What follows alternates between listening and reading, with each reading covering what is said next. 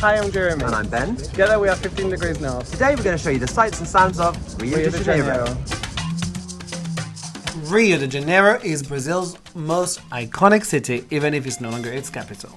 Located on the Atlantic coast, this sprawling port city is home to 12 million people and was founded in 1565, but it is now arguably the most famous city in all of South America. Synonymous with exotic luxury in the world's collective imagination, what is it about Rio that makes everyone just want to go and experience it for themselves? Well, the reasons are numerous, but I've made a list. Well, you do love a list. I really do. 5 reasons why Rio is remarkable. Okay, let's hear it. Well, firstly, there's its history, with almost the entire continent of the Americas either in the zone of Spanish or British imperialism. Brazil stands out as the anomaly in the New World. A remnant of Portuguese imperialism, Rio is the only city in the history of civilization that took over as a capital of a European empire. Well, actually, it's Napoleon you have to thank for that, so once again, you're welcome, Rio. The UK often looks at the USA like a proud parent whose child has dwarfed its own power and influence.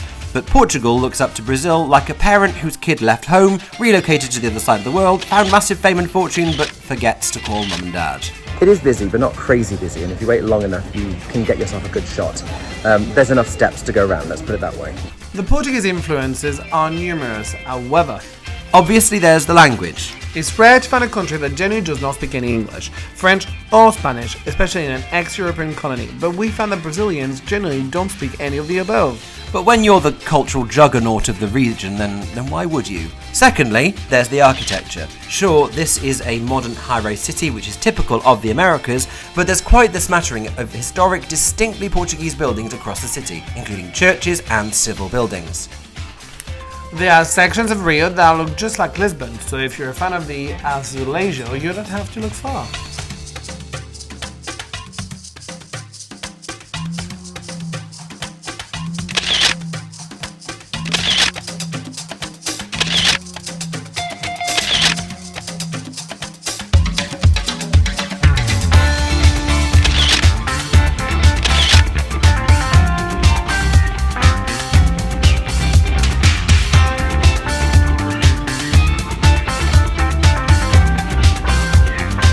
The second reason is that even though Rio has more history than any other city in the Americas, it has also embraced modernity in a big way.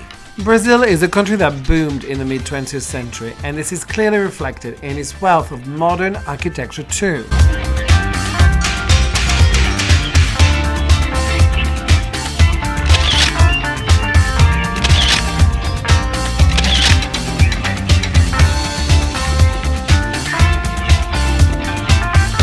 Remember that Rio used to be Brazil's capital, only to be replaced by Brasilia in order to centralize power away from the coast.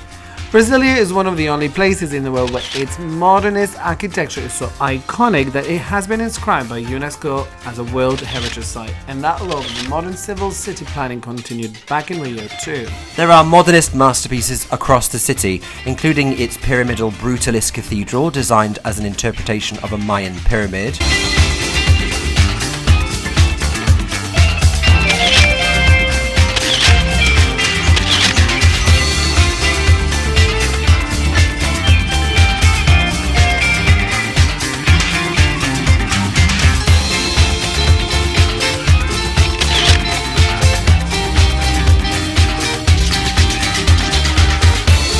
The Museum of Tomorrow by renowned Spanish architect Calatrava, and the Niterói Contemporary Art Gallery by Oscar Niemeyer himself, the man who built Brasilia itself and whose name has become synonymous with what Brazil has become.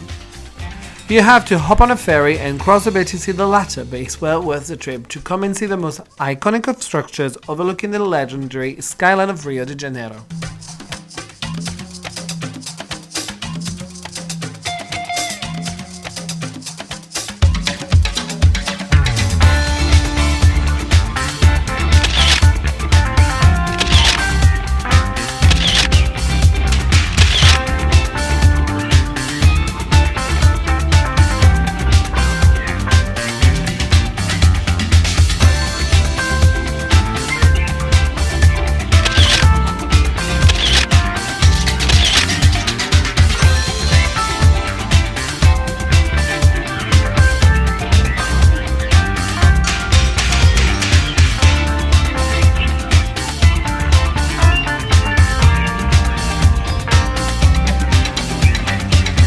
Thirdly, there's the city's unusual topography. The city was built here because the bay is a vast natural harbour, but its sheer mountains that sit mere meters from the seafront means that this is a city that has had to build around what is essentially a bunch of massive boulders sticking into the air. On the slopes of these mountains is actual jungle, so you have dense urban districts sitting directly alongside dense rainforest, literally meters from each other. And on top of one of these mountains, they built the most iconic statue in the entire world. Suggestions of a statue at the summit of Mount Corcovado had circulated for most of the 19th century, but a Catholic organisation finally got the ball rolling in the 1920s, soliciting donations from Brazilians across the country to build a statue in recompense for what they perceived to be Brazil's godlessness. Selected an Art Deco style, construction took 9 years, with the statue made of reinforced concrete and then clad in weatherproof soapstone.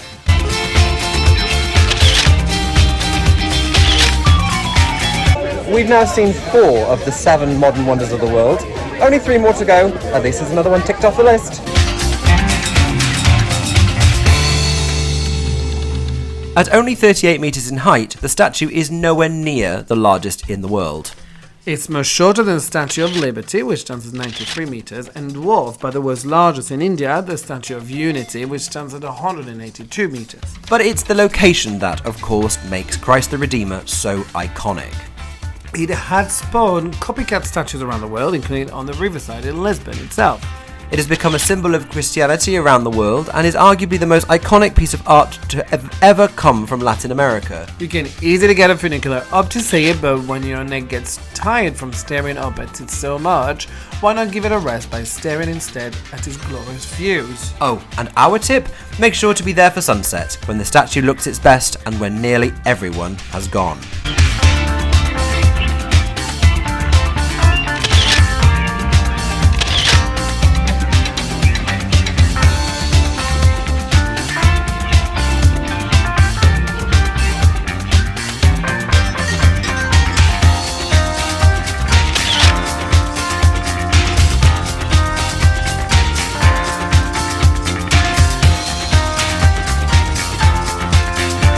The other iconic part of Rio's landscape is, of course, Sugarloaf Mountain, which you can ascend by cable car from the seashore.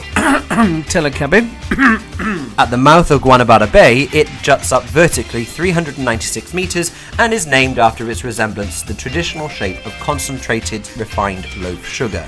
The telecabin to the top was constructed in 1912. As you ascend, there are 2 lines, with the first ride taking you to another mountain and then the second spanning from the summit to summit. And once you're there, the views are breathtaking.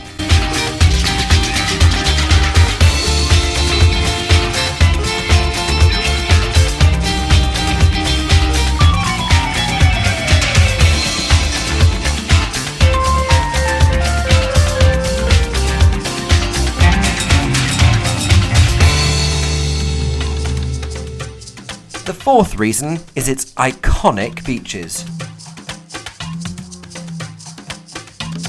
We're at the Copacabana, as in the actual one. Not the one in the song, well, the same one in the song, but the actual Copacabana.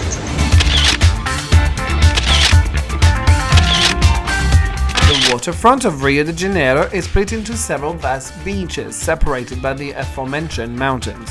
Copacabana is by far the most famous, not least because of the song by Barry Manilow. The last thing that we usually want on holiday is to sit on a beach, but this, well, you kind of make an exception. When in Rio, behave like the Rioans. And yes, Rioan is the word I've just invented. Over 4 kilometers inland, this is the closest ocean-facing beach to the city center, and so it has become the center for tourism in the city. With countless hotels clustered within meters of one of the world's best surfing beaches, this is where Brazilians and tourists alike come to sit on the shore, kick back from the daily grind, and just enjoy the sun, sea, and sand. And drink many, many caipirinhas, just like we did.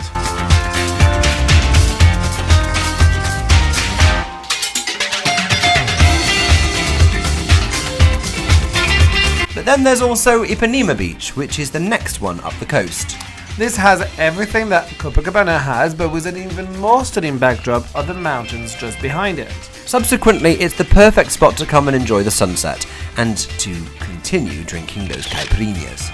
No, really, we're not ones to go out drinking when we're traveling, but we couldn't resist the charm of Rio's legendary beaches, so we drank more than a few of Brazil's signature cocktails. And my goodness, they're strong. And so as the sun came down, we found ourselves quite drunk. I regret nothing.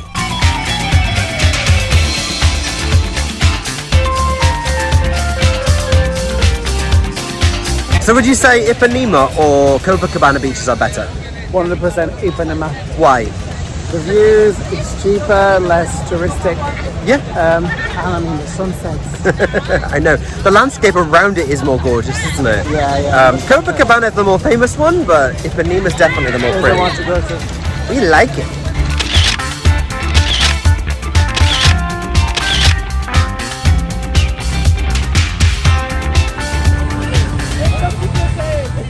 Rio is incredible.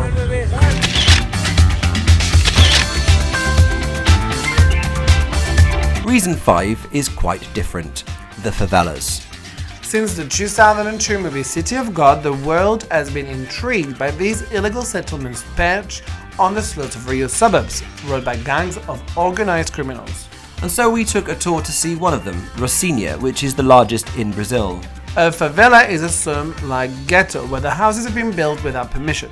Existing on plots of undesirable land, the houses are densely crowded together, and subsequent generations of each family have added story after story, meaning that the new houses have actually been built on the roofs of old houses. Building standards are low and completely contravene Brazil's laws, but the government realised decades ago that if they allow favelas to exist, then they don't actually have to build social housing for the people working in the lowest paid jobs. And because favelas are home to the poorest people in Brazil, they are also home to most of its criminals. But you don't have to worry about your safety when you visit, oh no.